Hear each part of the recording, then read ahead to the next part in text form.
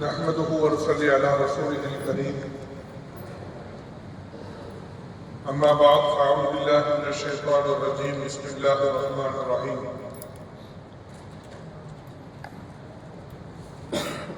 محمد رسول الله والذين معه أشداء على الكفار رحماء بينهم وقال النبي صلى الله عليه وسلم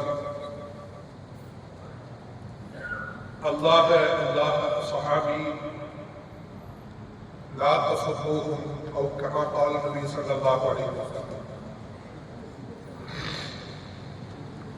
சங்கைக்கு மிகுந்த மரியாதைக்குரிய அல்லாஹ்வின் நல்லடியார்களே, அல்லாஹ்வின் அருள் பெற்றவர்களே, அல்லாஹ்வுடைய அளப்பெரும் அன்பினாலும் கருணையினாலும் 6வது நாளாக நாம் இங்கே அமர்ந்திருக்கிறோம். அல்லாஹ்வுடைய அமர்வுகளை, நம்முடைய முயற்சிகளை அல்லாஹ் கபூல் செய்வானாக. இந்த ரமதானுடைய பரக்கத்தினாலே அல்லாஹ் இந்த மாதத்தில் தருவதாக வாக்களித்திருக்கிற அந்த பாக்கியங்களின் பொருட்டினாலே நம் எல்லா பாவங்களையும், குடும்பத்தாரின் தாய் தந்தையரின் பாவங்களையும் மன்னித்து மீதமிருக்கிற ரமதானுடைய நாட்களை உடல் ஆரோக்கியத்தோடு வணக்க வழிபாடுகளின் மீது ஆர்வம் இருக்கிற நிலையோடு அல்லாஹ் வருகிற நாட்களை அல்லாஹ் நம்மை கடக்க செய்வானாக. அல்லாஹ் அதற்கு தௌஃபீக் செய்வானாக. அன்பிற்குரியவர்களே, நபிகள் நாயகம் ஸல்லல்லாஹு அலைஹி வஸல்லம் அவர்கள் இந்த உலகத்தில் அவர்கள் பிறந்து 63 ஆண்டு காலங்கள் வாழ்ந்தார்கள். 40வது வயதில் அவர்களுக்கு நபித்துவம் வழங்கப்பட்டது. அல்லாஹ்வின் தூதர் என்று தன்னை அறிமுகம் செய்து கொண்டு இந்த உலகில் 23 ஆண்டு காலங்கள், மக்காவில் 10 வருடங்களும் மதீனாவில் 13 வருடங்களும் பெருமானாரின் வாழ்க்கை கடந்தது. நபிகள் ஸல்லல்லாஹு அலைஹி வஸல்லத்தினுடைய நபித்துவ வாழ்க்கையில் 23 ஆண்டு காலத்தில் அவர்கள் புரிந்த சாதனைகளை அதற்கு முன்னால் வாழ்ந்த எந்த நபிமார்களும் நெருங்க முடியவில்லை. பெருமானார் ஸல்லல்லாஹு அலைஹி வஸல்லம் அவர்கள் உருவாக்கிய மனிதர்களைப் போல, தோழர்களைப் போல,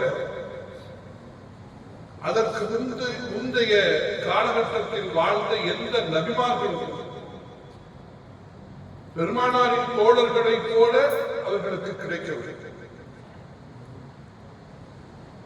இந்த உலகத்தில் பெருமானார் காட்டிய அல்லது அவர்களுக்கு அல்லாஹ் வழங்கிய அற்புதங்கள் 1000 உண்டு. சுண்டு விரலால் நிலவை விளக்கும் சக்தி அவர்களுக்கு தரப்பட்டிருந்தது.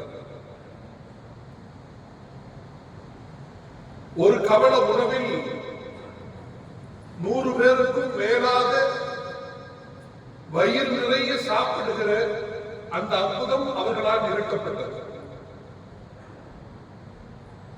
ஒரு பாத்திரத்தில் பெருமானார் ஸல்லல்லாஹு அலைஹி வஸல்லம் அவர்கள் விரலை வைத்திருக்கும் நிலையில் அதில் வழிந்தோடுகிற தண்ணீரை களத்திற்கு வந்த 1000 சஹாபிகள் குடித்துக் கொண்டார்கள், பயன்படுத்திக் கொண்டார்கள். பெருமானார் ஸல்லல்லாஹு அலைஹி வஸல்லம் அவர்களை அடையாளம் கண்டு மக்காவிலும் மதீனாவிலும் சில கற்கள் பெருமானாரை அடையாளம் கண்டு சலாம் சொன்னார். மரங்கள் பெருமானாருக்கு பணிந்து நிற்கும். ஒட்டகங்கள் தன்னுடைய எஜமானன் தன்னை துன்புறுத்துகிறான், பசியோடும் பட்டினியோடும் என்னை காயப்படுகிறான் என்று கண்ணீர் மல்க பெருமானாரிடத்தில் வந்து தன்னுடைய கதைகளை வந்து பேசுகிறேன். இவையெல்லாம் பெருமானாருக்கு தனிப்பட்ட முறையில் தரப்பட்டிருக்கிற அற்புதங்கள். மியாராஜ் என்கிற அந்த மகத்தான விண்ணேற்ற பயணம் என்பது பெருமானாரின் உச்சத்தில் இருக்கிற ஒரு சாதனை. மிக குறுகிய நேரத்தில் மிக பெரும் காட்சிகளை, சொர்க்கங்களை, நரகத்தை, 7 வானங்களை கடந்து அல்லாஹ்வை சந்தித்து அற்புதமாக உரையாடி ஒரு மகத்தான பரிசாக தொழுகையை நபிகள் ஸல்லல்லாஹு அலைஹி வஸல்லம் அவர்கள் பெற்று வந்தார்கள். இதுவெல்லாம் அவருடைய வாழ்வில் அதிசயங்களும் முஅஜிஸா என்கிற அற்புதங்களாக நாம் பார்க்கிறோம்.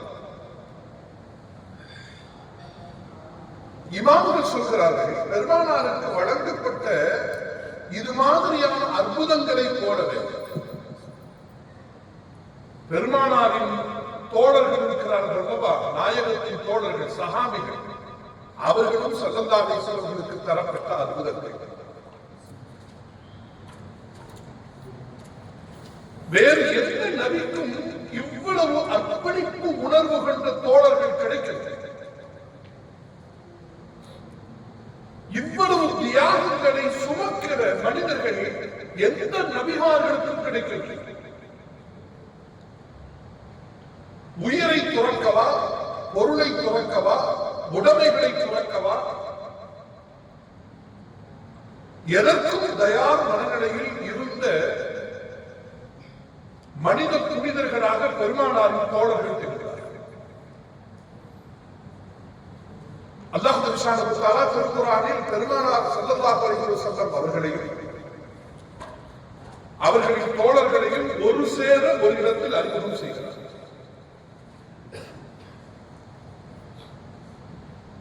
முஹம்மது ரசூலுல்லாஹ், முஹம்மது ஸல்லல்லாஹு அலைஹி வஸல்லம் அவர்கள் அல்லாஹ்வின் ரசூலாக இருக்கிறார்கள். முஹம்மது ஸல்லல்லாஹு அலைஹி வஸல்லம் அவர்கள் அல்லாஹ்வின் ரசூலாக இருக்கிறார்கள். இந்த ஒரு சொல்லில் உம்மத்திற்கு பல செய்திகளை அல்லாஹ் சொல்கிறார். முஹம்மத் என்றால் புகழப்படுகிற ஆத்மா, புகழப்படுகிறவர்கள் என்று பொருள். ரசூலுல்லாஹ் அப்படின்னு சொன்னா அல்லாஹ்வின் ரசூல், அல்லாஹ்வின் தூதர் என்று. இவர் சாதாரணமான மனிதர் அல்ல, அல்லாஹ்வின் தூதராகவும் இருக்கிறார்கள், புகழுக்குரிய நிலையிலும் இருக்கிறார்கள். ஒரு உம்மத்தினுடைய பொறுப்பு என்ன அப்படின்னா, அல்லாஹ்வின் ரசூலாக இருந்து கொண்டு அவர்கள் ஒரு வார்த்தைகளை சொல்கிறார்கள் என்றால் அது அவர்களின் வார்த்தைகள் அல்ல, அல்லாஹ்வின் வார்த்தை. وما ينطق عن الهوى إن هو إلا وحي يوحى. அல்லாஹ் சொல்கிறார். வஹி என்பது 2 வகை. ஒன்று ஓதுகிற வகை, ஓதப்படுகிற வகை, அது குர்ஆன். வஹியும் மத்லூபுன் என்று சொல்வார்கள். இன்னொன்று ஓதுவதற்கு இல்லாத ஒரு வகை இருக்கிறது, அது பெருமானாருடைய வார்த்தை. குர்ஆனுக்கு கட்டுப்படுவது எப்படி உம்மத்தின் கடமையோ அதுபோல பெருமானாரின் வார்த்தைகளுக்கு கட்டுப்படுவது இந்த உம்மத்தின் கடமை. ஏன்? அவர்கள் ரசூலாக இருக்கிறார்கள். திருக்குர்ஆனின் இன்னொரு வசனம் இப்படி பேசும், வமா அதாக்குமுர் ரசூலு ஃபஹுதூஹு வமா நஹாக்கும் அன்ஹு ஃபன்தஹு. இந்த ரசூல் உங்களுக்கு எதை கொண்டு வருகிறாரோ அதை பின்பற்றி வாருங்கள், எதை விட்டு உங்களை தடுத்து நிறுத்துகிறாரோ அதிலிருந்து நீங்கள் தவிர்த்து நிறுத்துங்கள். நாம் பின்பற்றி வாழ்வதற்கும் ஒன்றை விட்டு விலகி செல்வதற்கும் பெருமான் ஸல்லல்லாஹு அலைஹி வஸல்லம் ரசூலாக இருக்கிறார்கள் என்கிற ஒரு அடையாளம் போதும் என்பதை நாம் புரிந்து கொள்ள வேண்டும். இந்த ரசூல் புகழுக்குரியவர்களாகவும் நம்முடைய மனதிலே இருக்கிறது. முஹம்மது ரசூலுல்லாஹ் என்கிற அந்த சொல் நமக்கு உணர்த்துகிற கருத்துக்கள் இவை. பெருமானாரை பற்றிய நேசம், பெருமானாரின் மீது பேரன்பு நம்முடைய உள்ளத்தில் எப்போதும் நிலை நின்று கொண்டே இருக்கிறது. அவர்களை நினைத்தால் நெகிழ்வது, பெயரால் மனம் உருகுவது. பெருமானாரின் பெயர் நம் காதுகளில் வந்து விழுகிற அடுத்த நிமிடம் நம்முடைய உதடுகளில் இருந்து ஸலவாத்துகள் ஓங்கி ஒழிக்கப்பட்டுக் கொண்டே இருக்கிறது. அதுதான் நம்முடைய ஈமானிய அடையாளம். நம்முடைய உள்ளத்தில் ஈமான் நிலை பெற்றிருக்கிறது, உயிரோடு இருக்கிறது என்றால் பெருமானாரின் மீது பிரியமும் அவர்கள் மீது பேரன்பும் பெருமானாரின் வார்த்தைகளுக்கு கட்டுப்படுகிற அந்த மனமும் நம்முடைய உள்ளத்தில் இயல்பாக உருவாகிறது. முஹம்மது ரசூலுல்லாஹ் என்கிற இந்த சொல்லுக்குள் இவ்வளவு அர்த்தங்கள் இருக்கிறது. அந்த வார்த்தைக்கு பின்னால் அந்த வசனம் எப்படி தொடர்கிறது தெரியுமா? முஹம்மது ரசூலுல்லாஹ், முஹம்மது ஸல்லல்லாஹு அலைஹி வஸல்லம் அவர்கள் அல்லாஹ்வின் ரசூலாக இருக்கிறார்கள். வல்லதீன மஅஹு, அவர்களோடு உடன் இருக்கிற அந்த தோழர்கள் இருக்கிறார்களே, அவர்கள் யார் தெரியுமா? அஷித்தாவு அலல் குஃபார், காஃபிர்களிடத்தில் அவர்கள் கடுமையாக நடந்து கொள்வார்கள். ருஹமாவு பைனஹும், ஆனால் தங்களுக்கிடையில் மிகுந்த அன்போடும் கருணையோடும் இருப்பார்கள். குஃபுர் என்கிற அந்த விஷயம் அவர்களுக்கு கோபமூட்டும். இறைவனுக்கு புறம்பான ஒரு செயல் அவர்களின் சினத்தை அதிகரிக்கும். அதே நேரத்தில் ஈமானிய செயல்பாடுகள், அல்லாஹ்வை நம்பி வாழ்பவர்கள், அப்படிப்பட்ட மனிதர்களின் கண்ணீர், அவர்களின் கவலை இவர்களை நெகிழ வைத்துவிடும், உருக வைத்துவிடும், ஓடோடி செல்வார்கள். எவற்றையும் இழப்பதற்கு அவர்கள் முன் வருவார்கள். தன் பசி அவர்களுக்கு பெரிதாக இருக்காது, தன் தாகம் அவர்களுக்கு பெரிதாக இருக்காது. யுத்த களத்தில் தனக்குரிய தாகம் கடுமையாக இருக்கிற பொழுது, ஒரு யுத்த களத்தில் தன் தோழர் தாகத்தோடு இருக்கிறார் என்பதை அறிந்து கொண்டு இவர் என்ன செய்கிறார்? தண்ணீரை எனக்கல்ல அவருக்கு போய் கொடுங்கள் என்கிறார். அவரிடத்தில் கொண்டு போய் தண்ணீர் குவளையை நீட்டுகிற நேரத்தில் பக்கத்தில் இருப்பவர் தாகத்தில் இருப்பதை இவர் பார்க்கிறார். எனக்கு வேண்டாம், அவருக்கு கொடுங்கள். அன்பிற்குரியவர்களே, உயிர் போகும் நேரத்திலும் கூட, தாகம் அடிக்கிற அந்த நேரத்திலும் கூட தன் தாகம் பெரிதில்லை, தன்னை போல அவருக்கும் தாகம் எடுக்கிறது, தன்னை விடவும் அடுத்தவர்களுக்கு முன்னுரிமை பெறுகிற அந்த பேருணர்வு உயிர் போகும் நேரத்திலும் கூட அவருடைய உள்ளத்திலே உறைந்திருக்கிறது. அல்லாஹ் குர்ஆனிலே சொல்கிறார், வயூசிரூன அலா அன்ஃபுஸிஹிம் வலவ் கான பிஹிம் ஹஸாஸா. அந்த தோழர்கள் யார் தெரியுமா? தன்னை விட அடுத்தவர்களுக்கு முன்னுரிமை தருவார்கள், தன்னை விட அடுத்தவர்களுக்கு அவர்கள் தேர்வு செய்வார்கள். அன்பிற்குரியவர்களே, அல்லாஹ் சொல்றார், வல்லதீன மஅஹு அஷித்தாவு அலல் குஃபார் ரஹமாவு பைனஹும் தராஹும் ருக்கஅன் சுஜ்ஜதன் யப்தகுன ஃபضلا மின் அல்லாஹ். இது எல்லாமே சஹாபிகளை பற்றிய அறிவு குர்ஆனில்.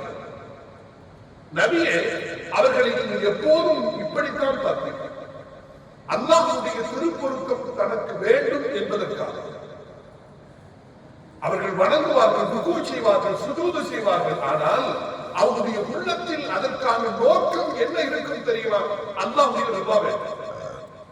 வணக்கத்தில் மாத்திரமல்ல, வாழ்வின் எல்லா செயல்களிலும் அவர்களின் இலக்கு என்பது இறைவனின் பிரியம் ஒன்றுதான். இறைவனின் ரிதா என்கிற அந்த அம்சம் மாத்திரம்தான் எல்லா செயல்களுக்கும் பின்னாலும் அந்த சஹாபிகளை இயக்கிக் கொண்டே இருக்கும். அல்லாஹ்வுடைய ரிதுவான், ஏன்னா ரிதுவானும் இலல்லாஹ், அல்லாஹ்வின் புறத்திலிருந்து கிடைக்கிற அந்த ரிதுவான் இருக்கிறது, திருப்பொருத்தம் இருக்கிறது. அந்த திருப்பொருத்தம் எல்லாவற்றையும் விட பெரியது. நாம் வார்த்தையால் அதை உச்சரிக்கிறோம், அவர்கள் வாழ்க்கையால் அதனை வாழ்ந்தார்கள். நமக்கும் அவர்களுக்கும் இடையில் இருக்கிற மகத்தான வேறுபாடும் வித்தியாசமும் அதுதான். தியாகத்தை பற்றிய வரலாறுகளை நாம் கேட்கிறோம், உருக உருக கேட்கிறோம். படிக்கின்ற பொழுது கண்களில் கண்ணீர் வடிகிறது. அன்பிற்குரியவர்களே, அவர்கள் ஒரு வார்த்தையை, குர்ஆனின் ஒரு வார்த்தையை அவர்கள் படித்தால் அது